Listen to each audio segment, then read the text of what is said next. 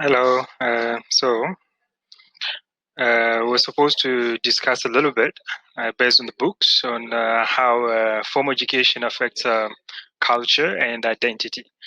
So the book that I'll be discussing is written by Kwame Anthony Appiah, and it's on rethinking identity and the lies that bind. So some of the ideas that he talks about, he says that.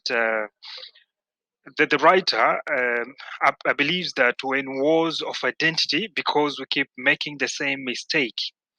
We keep exaggerating our differences and our differences with others and our similarities with our own kind. So basically, that maybe like we keep identifying ourselves as from this country or from that country, or black and white and Chinese. So the fact that we keep exaggerating these identities is why we are in trouble in the first place. So we think of ourselves as part of a monolithic tribes up against other tribes, whereas we each contain multitudes.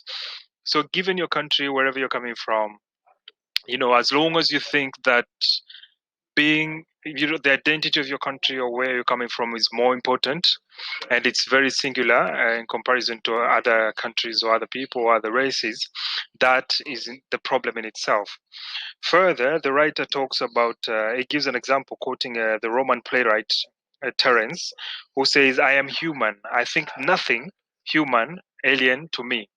So basically, as people, the first thing we should identify ourselves as is being human more than anything else before you identify yourself based on religion or culture or nationality and things like that.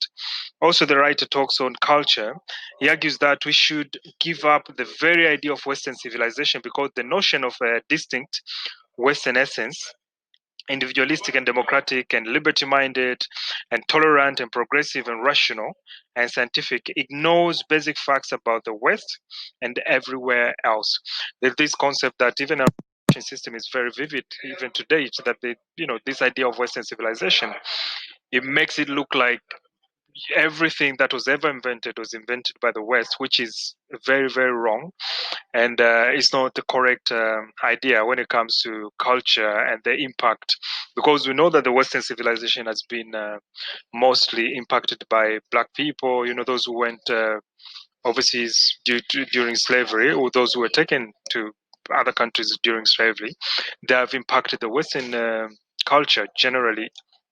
You can talk of America and Europe. They have been shaped by people from all over the world.